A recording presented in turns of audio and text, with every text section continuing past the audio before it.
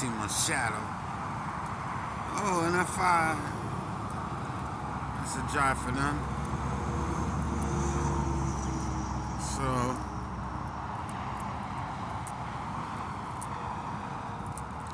the prices of the freight is just too low. So what we doing here? Question is, what is we doing here? Well,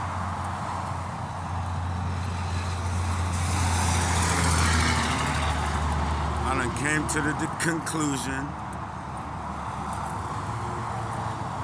that we'll just park the trucks until the prices of things turn around. Because I'm not running for free. I refuse to run these trucks in this trailer for free. They gotta pay. And the prices are too cheap. You know, they want you to do stuff for not even $2, like $1.70 a mile and stuff like that. And I'm like, you gotta be out of your mind, man. I'm not doing that. And I own the truck, so that's a good thing. I could just park them like I got them parked over here. Work on them as I can. And really nothing wrong with it. I just need to clean them up.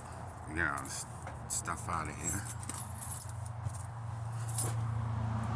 And then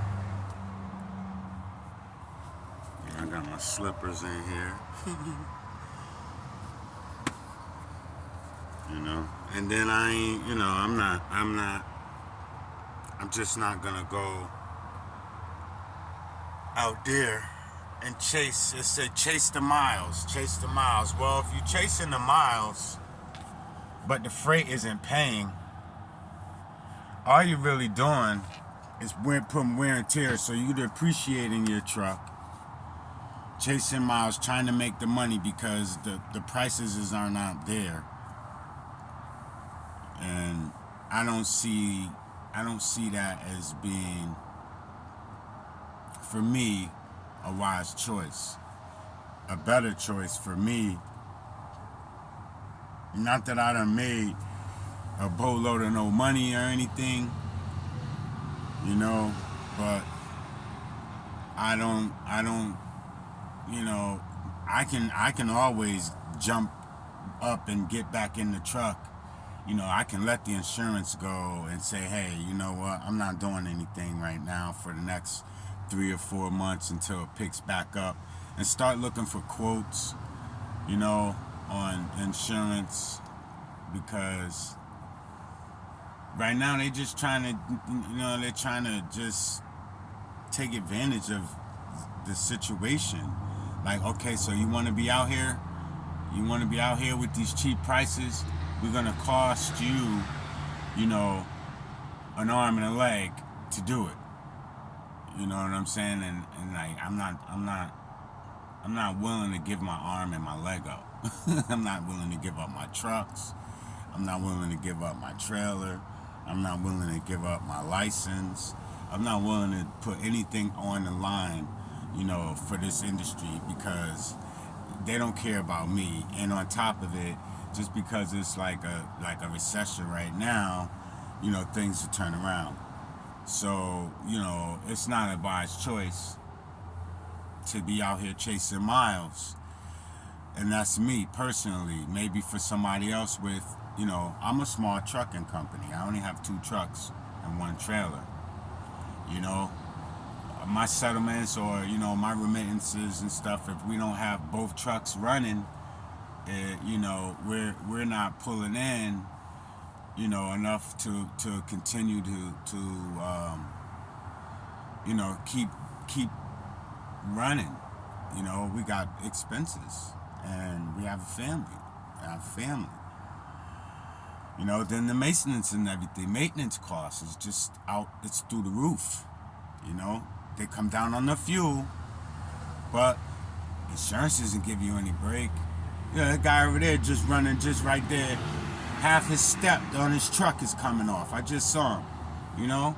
And that's what you're going to see happen. These guys' trucks are going to start falling apart because they can't go out there and get them fixed, you know? And it's all due to, the rates being low. So if it's not worth it, and you just running your truck in the ground, putting all these miles on it, it's starting to fall apart. You can't get little simple things fixed. You know what I'm saying? The other day, I thought about my windshield wipers. As soon as it started to rain, as soon as I thought about it, the damn thing started to come loose. I was like, oh my God, no. And I was just like, I need new windshield wipers. Next thing you know, it just started coming loose. So I pulled over on the side of the road and I fixed it because it come out the thing a little because, it had been heavy rain, so it was going kind of hard,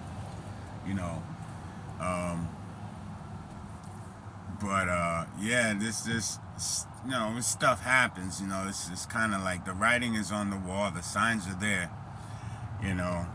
people are looking for those good rates or the market to turn around. Certain areas of the country, there's a high demand and there's not a lot of trucks. So, you'll get better rates over in those areas. But in this area where I'm at, in North Carolina, it's pretty much, it's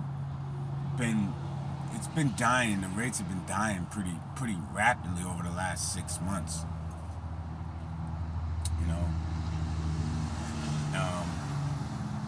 And I would take I didn't do local stuff much. I would take regional runs. I go outside of North Carolina, and those were, some of them were paying depending where you were going. Of course you get a good load going into Florida, so that's only a couple states over. I would run down there. I could be in Jacksonville in like 9 hours. But anybody that knows, you get down there, you got to find something coming out. It may not be as worth it as you might have thought when you get there and you find out they didn't give you nothing to get out of there with anything. And they want the loads to be overweight. Like, not overweight, but, maximum capacity.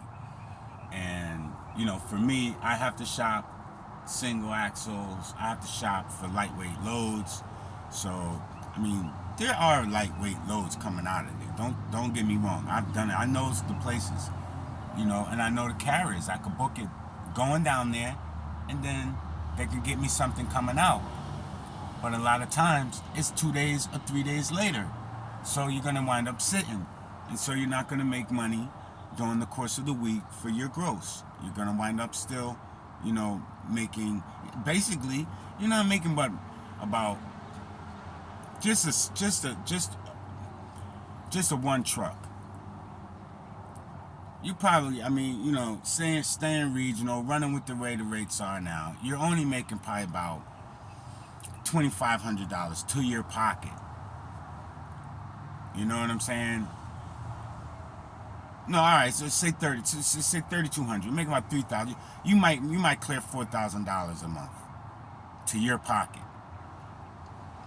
Each truck.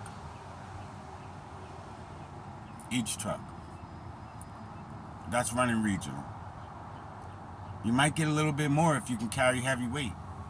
You know what I'm saying? But I know for a single axle, I can go up to 35,000 pounds. You look up there and see what they're paying. Look up there and see what they're paying to move something that's 35,000.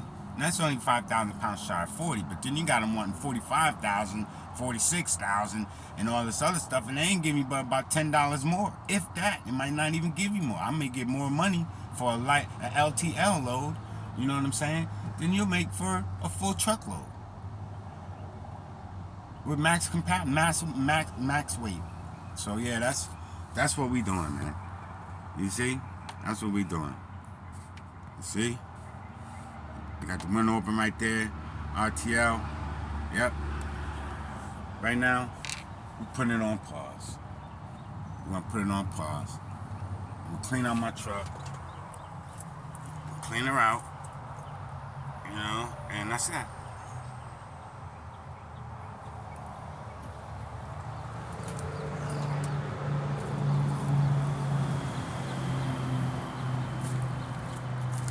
just gotta keep an eye on things and make sure that